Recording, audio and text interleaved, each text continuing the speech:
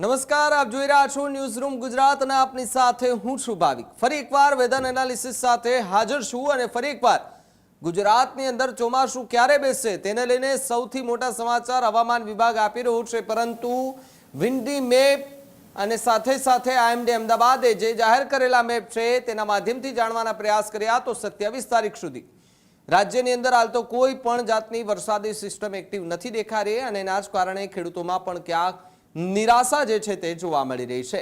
આગામી 5 દિવસ ગુજરાત રાજ્યની અંદર કયા પ્રકારનું વાતાવરણ રહેશે તેને લઈને વાત કરવી છે। વિન્ડી મેપની અંદર હવે જોવાનો પ્રયાસ કરીએ। હવાનું દબાણ જે છે તે અરબ સાગરની અંદર વધતું જોવા મળી રહ્યું છે, એના જ કારણે હવાનું પ્રમાણ ગુજરાતના દરિયાકાંઠે ધીમું પડતું જોવા મળી રહ્યું છે, પરંતુ ગુજરાતની અંદર વિન્ડી મેપ બતાવી રહ્યું છે કે વાતાવરણ ધીમે ધીમે પલટાઈ રહ્યું છે। ગુજરાતના સૌરાષ્ટ્રના જે ભાગો છે ત્યાં વરસાદી વાતાવરણ બની રહ્યું છે। અરબ સાગરની અંદર જે વાદળછાયું વાતાવરણ છે અને જે સિસ્ટમ બને છે એકદમ મજબૂત, તો ગુજરાત મહારાષ્ટ્ર સહિતના વિસ્તારોની અંદર ભારેથી અતિ ભારે વરસાદ થાય તેવી સંભાવનાઓ જોવા મળી રહી છે। તમને જુઓ કે અહીંયા ગુજરાતના મેપની ઉપર એકદમ બ્લુ કલર દેખાઈ રહ્યો છે, આ વરસાદી વાદળો બંધાયા છે। આના જ કારણે કચ્છની અંદર કોઈ જાતના વાદળો નથી, પરંતુ ઉપરી ભાગોની અંદર રાજસ્થાન મધ્યપ્રદેશની જે બોર્ડર છે ત્યાં તમે જુઓ કે વરસાદી સિસ્ટમોના કારણે ધીમી ધારે વરસાદ જોવા મળી રહ્યો છે। મહારાષ્ટ્રની અંદરની જો આ સિસ્ટમ મજબૂત થાય છે અને આ સિસ્ટમ જો અરબ સાગરની અંદર આવે છે તો ગુજરાતના કેટલાય ભાગોની અંદર વાવણી લાયક વરસાદ જે છે તે થાય તેવી સંભાવનાઓ છે, પરંતુ નથી લાગી રહ્યું કે એવું પણ થાય, કારણ કે સિસ્ટમ એ કોઈ બનતી જ નથી અને સિસ્ટમ બને છે તો એ તરત જ તૂટી જાય છે, જેના કારણે વરસાદની અંદર વિલંબ થતો જોવા મળી રહ્યો છે। જુઓ તમે, અહીંયાથી સિસ્ટમ બને છે તો અહીં આવીને પૂર્ણ થઈ જાય છે, અહીંયાથી કોઈ સિસ્ટમ બને છે તો અહીંયા આવીને પૂર્ણ થઈ જાય છે, અહીંયાથી કોઈ સિસ્ટમ બને છે તો એ અહીંયા આવીને પૂર્ણ થઈ જાય છે। ગુજરાત ઉપર, મધ્યપ્રદેશ ઉપર કે પછી રાજસ્થાન ને મહારાષ્ટ્રના કેટલાક ભાગો ત્યાં આગળ કોઈ પણ જાતની એક કહી શકાય કે ભાઈ રિએક્ટ જે છે તે આ ઇફેક્ટ નથી દેખાઈ રહી, પરંતુ અરબ સાગરના કેટલાક ભાગોની અંદર વરસાદી વાતાવરણ બની રહ્યું છે। સુપર અલ નીનોના કારણે શું ખરેખર દુષ્કાળ જેવી સ્થિતિનું નિર્માણ થઈ શકે એવું છે? ગંભીર સવાલ છે। આના પર વૈજ્ઞાનિકો, હવામાન વિભાગ, હવામાન નિષ્ણાંતો લગાતાર એનાલિસિસ કરી રહ્યા છે, લગાતાર સુપર એલ નીનો પર નજર રાખીને બેઠા છે કે આગામી સમયમાં શું થશે।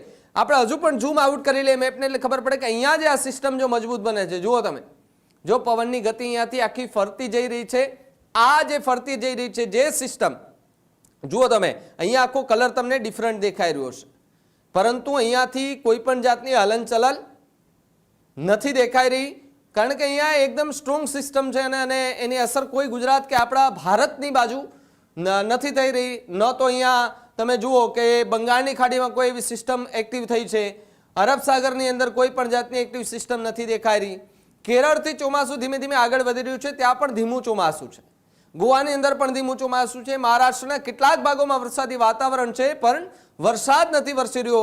ગુજરાતમાં જૂન અડધો પતવા આવ્યો છે, હજુ સુધી એક પણ જાતે આખાય ગુજરાતમાં વરસાદી માહોલ જામ્યો હોય તેવું પણ આપણે ન કહી શકીએ। આમ તો વિધિવત રીતે ચોમાસું બેસી જવું જોઈએ, પરંતુ સુપર એલ નીનોના કારણે હજુ પણ ચોમાસું જે છે તે ગુજરાતની અંદર નથી પહોંચી ચૂક્યું। આના કારણે તાપમાનના જે આંકડાઓ છે, જે પારાઓ છે તે વધુ ઉચકતા જોવા મળી રહ્યા છે, સાથે તાપમાન વધુ થતું જોવા મળી રહ્યું છે, ગરમ હવા જે છે તે થતી જોવા મળી રહી છે।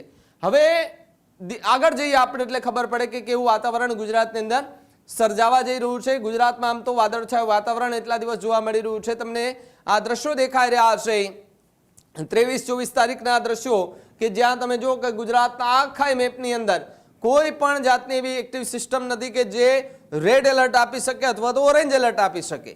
કેટલીક સિસ્ટમો બને છે તો એ ગાયબ થઈ જાય છે, વરસાદ આવીને ગુજરાત પર ફરી એકવાર તડકો આવી જાય છે, મેઘરાજા ગાયબ થઈ જાય છે। હવે તમને અહીંયા વિન્ડ સિસ્ટમ છે, અહીંયા આપણે ક્લિક કરીશું। આ વિન્ડ સિસ્ટમ છે, આ વિન્ડ સિસ્ટમની અંદર કયા પ્રકારનું દેખાઈ રહ્યું છે આપણે આ વિન્ડ પણ જે છે તે જોવાનો પ્રયાસ કરવો છે। આપણે અહીંયા ક્લિક કરીએ એટલે આપણને ખબર પડે કે વિન્ડ સિસ્ટમ કેવી ગુજરાતની અંદર નકશો જે છે તે બતાવી રહ્યું છે। વિન્ડ સિસ્ટમમાં આપણે ક્લિક કરીશું જેથી આપણને ખબર પડે કે વિન્ડ સિસ્ટમ કેવી દેખાઈ જે છે તે રહી છે, કારણ કે અહીંયા જોવાનો એ પ્રયાસ કરવો છે કે રાજ્યની અંદર જે રીતે હવામાન વિભાગ लगातार आगाही કરી રહ્યું છે વિન્ડ સિસ્ટમ અહીંયા આપજો. મારી પીસીઆર ટીમને કહીશ કે અહીંયા વિન્ડ સિસ્ટમ હશે તેના પર ક્લિક કરે, જેથી કરીને ખબર પડે કે ગુજરાતની અંદર કોઈ સિસ્ટમ બની રહી છે કે કેમ. કારણ કે જે સાયક્લોનિક સિસ્ટમની વાત કરવામાં આવે છે, હવે આપણે ઝૂમ આઉટ કરી લઈએ મેપને, એટલે આપણને ખબર પડે કે કોઈ સિસ્ટમ દેખાઈ રહી છે એવી. હજુ કરી લઈએ આપણે.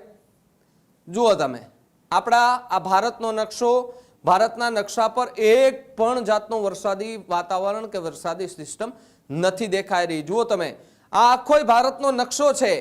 આ આખા ભારતના નકશા પર માત્ર તમને અહીંયા જે આ વિસ્તાર છે ત્યાં આગળ વરસાદી વાતાવરણ દેખાઈ રહ્યું છે.